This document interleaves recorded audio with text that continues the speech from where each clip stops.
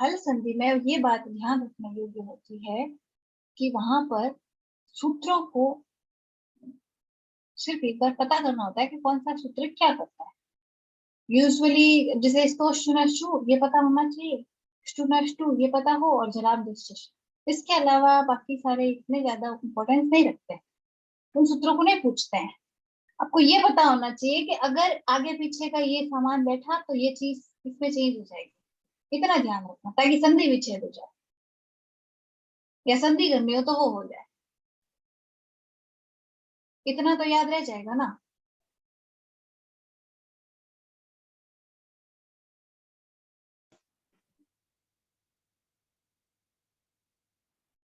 जैसे कि यहाँ भी बताऊं, छड़ और संत लिखा है, इनकी संधि करनी है ना, तो इनकी संधि करनी आ जानी चाहिए। या भले ये करो चाहे ये करो, दोनों में से कोई सी भी करोगे तो दोनों सही है, क्योंकि ये विकल्प बता रहे। विकल्प वालों में तो ज्यादा दिमाग लगाना ही नहीं है। जैसे यहाँ पे भी विकल्प है,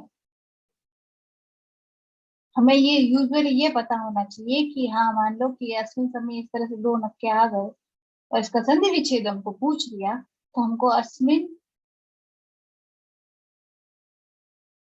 और समय ये लिखने में दिक्कत नहीं होनी चाहिए। ठीक है, ये सोचकर कि ये दो न कैसे आए ये दिमाग में नहीं आना चाहिए। क्यों? क्योंकि हमको अगर ये पता है कि दूध का आगम होने से इस तरह की चीजें हो जाती है, अगर चीजों का आगम हो जाए तो वो वाली प्रॉब्लम यहाँ सॉल्व हो जाती है। पर पेपर में इतना ही आएगा, इससे ज्यादा नहीं आएगा कि इसका संधि विच्छेद करो या इसकी संधि करो। इसका संधि विच्छेद करोगे इस तरह से तो आंसर सही हो गया। ये इतना समझने के लिए ही है, वो समझ में आ चुका है जितना मैं मानती हूँ। सबने हाँ भरा है मेरे समझने के ऊपर।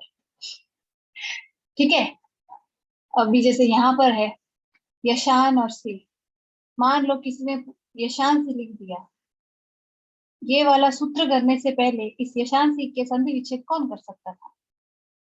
बताओ मुझे। लेकिन अब कर सकते हो ना। नश्य पदार्थ से जली, नहीं याद है कोई बात नहीं, इसलिए बोलती हूँ बाई चांस याद रह जाए तो कोई बात नहीं, लेकिन इस सूत्र का इतना काम नहीं है तुम्हारे। तुमको यशान से लिखा हुआ है, इसके टुकड़े इस तरह से करने हैं ये पता होना चाहिए। और ऐसे क्यों हो रहे, नष्ट पदार्थ से जली की वजह से हो रहे हैं और इस तरह से हो रहे हैं, ये तो जानने के लिए चीज है। ये पेपर में नहीं आएगी, हर चीज इसलिए नहीं पढ़ी जाती कि पेपर में आती है। कई बार जो पेपर में आने वाला है उसे समझने के लिए उसके पीछे का बहुत कुछ समझना पड़ता है। बस इसीलिए हम इतने सारे सूत्र पढ़ते हैं, वरना इतने सारे सूत्र पढ़ने का इतना तात्पर्य नहीं बैठता है। इतना डीप पेपर नहीं आता है संस्कृत का बीएमएस फर्स्ट ईयर। यहाँ अगर तुम यशांसी का संधि विच्छेद कर पा रहे हो और यहाँ सीधा यही लिख दिया अनुस्वार संधि, किसी ने संधि पूछ ली तो ज्यादा से ज्यादा अनुस्वार संधि लिख दो, क्यों? क्योंकि हमने अनुस्वार किया है बस। इसके सिवा कुछ नहीं, वैसे ये नहीं पूछेंगे, यही पूछा जाएगा कि इसका संधि विच्छेद किया जाए, जो कर सकते हो, नहीं कर सकते तो बता। इसलिए ज्यादा टेंशन मत लो।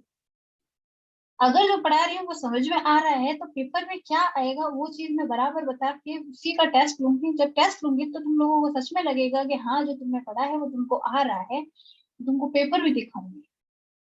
स्टार्टिंग में एक डेमो क्लास में मैंने पेपर दिखाए भी है। हाँ, लेकिन उसमें मैंने व्याकरण का नहीं पोर्शन दिखाया। व्याकरण के ऊपर देखेंगे क्या प्रश्न आते हैं, वो सारे के सारे बताऊंगी, सॉल्व करना कैसे होता है। यहाँ तक कि ये भी कि ये जो बाई चांस कोई किसी सूत्र की व्याख्या पूछ ली जाए तो उसमें प्रसंग कैसे लिखते हैं, क्योंकि वहां पूछी जाती है सब प्रसंग व्याख्या। तो यह प्रसंग क्या है, कैसे लिखा जाता है, संदर्भ क्या है उसका, ये कैसे लिखा जाता है, व्याख्या कैसे शुरू करनी चाहिए कैसे खत्म करनी चाहिए, ये वाली सारी चीजें मैं बता दूँ। फिलहाल अगर तुमको संज्ञा समझ में आ रही है कि किसका क्या हो रहा है और कैसे हो रहा है, ये याद रहता है, नहीं रहता कोई बात नहीं। इसको क्यों पढ़ते हैं हम?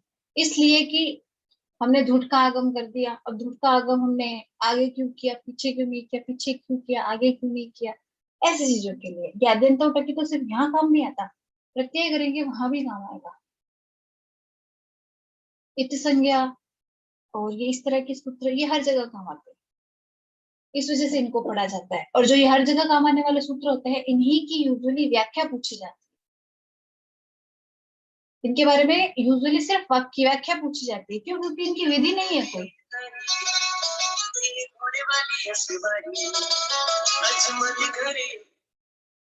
तो इनकी विधि नहीं है तो कैसे पूछेंगे, इस वजह से। और कुछ सूत्र होते हैं जो डायरेक्ट सूत्र ही नाम पूछे जाते हैं, भाई गुण संधि करने के सूत्र का नाम विवेचन कीजिए, लेकिन अनुस्वार संधि करने का सूत्र का नाम विवेचन करिए ऐसा नहीं पूछ सकते, क्योंकि इसको करने वाले 2-3 सूत्र हैं, कोई विशेष सूत्र नहीं है। तो जो विशेष सूत्र होते हैं उनके सूत्र का नाम पूछा जाता है। सुमित क्या कहना चाह रहे हो? अरे मैम ये वैसे हाथ लग गया।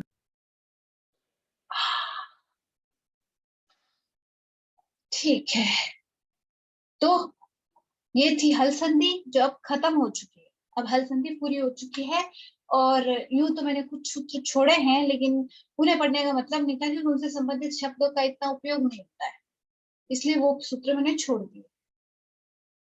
हाँ, यहाँ ये ध्यान रखने वाली बात है कि हमारे आयुर्वेद के अंदर जो हम श्लोक इत्यादि पढ़ते हैं, उसके अंदर जो संधियां हुई होती है, यूजुअली उसी में से हमें पता होना चाहिए। उसमें पता हो ना, तो जो हमारे सवाल है वो सारे के सारे कवर हो जाएंगे।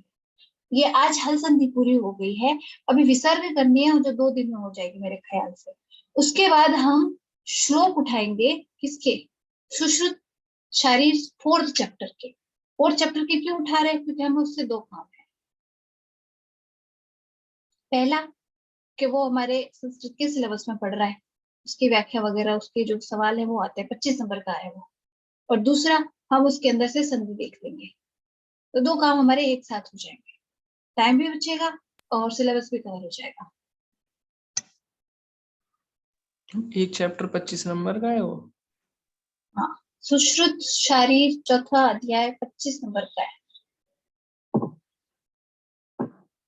15 नंबर का है वैदिक के सुभाषित साहित्य, और 10 नंबर का है पंचतंत्र के 5 कहानियां। सिर्फ पंचतंत्र के पंचम तंत्र अपरिचित कारक के सिर्फ 5 कहानियां, और वो 10 नंबर की पड़ती है। वो तो कुछ नहीं, एंडिंग में पढ़ा दूंगी। और ये भी वैदिक के सुभाषित साहित्य में। और जो सुश्रुत का ये पोर्शन है, इस चैप्टर के कुछ पार्ट्स लेंगे संधि पूरी होने के बाद, संधि की प्रैक्टिस कराने के लिए। और उसके बाद एक छोटा सा टेस्ट, जिससे तुम लोग को क्या होगा कि एक बार कॉन्फिडेंस आएगा कि हाँ, वो कॉन्फिडेंस आए बिना ना आगे वाले सूत्र पढ़ना मुश्किल है, समास वगैरह पढ़ना मुश्किल है, क्योंकि कॉन्फिडेंस नहीं आएगा ना, तो वो पढ़ते समय यूं लगेगा कि ये पढ़ पाएंगे क्या, ये सवाल नहीं आना चाहिए।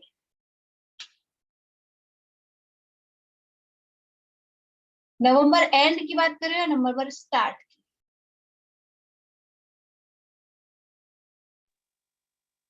क्या मैम? मिड मिड नवंबर। ओके, मिड नवंबर तक एग्जाम है। मिड नवंबर तक क्या हो जाएगा बताओ? हमारा भी पूरा अक्टूबर बाकी है, समास हो जाएंगे, और एक बार हम शब्द रूप धातु रूप भी देख लेंगे। तो यूं कह सकती हूँ कि और सुश्रुत को हम अभी साथ में करते चलेंगे, समास और इसके साथ में संधि करने के बाद शुरू करेंगे, और समास और उसके साथ में अनुवाद का भी पोर्शन वहां कर लेंगे। तो शायद अनुवाद रह सकता है शायद, वो भी हो जाएगा। बाकी कोशिश करेंगे कि नवंबर लास्ट तक पूरा हो जाए, क्योंकि हमने कुछ तो लेट स्टार्ट किया है ना, सितंबर मिड में स्टार्ट किया है, तो 2 महीने तो लगेंगे इसे कम से भी कम। बाकी सीधी सीधी बात है कि चीजें कैसे समझ में आ रही है, उस हिसाब से पेस बढ़ना कम होना ही होता है। समझ में ना आए तो ज्यादा स्पीड से बढ़ाने का भी कोई मतलब नहीं।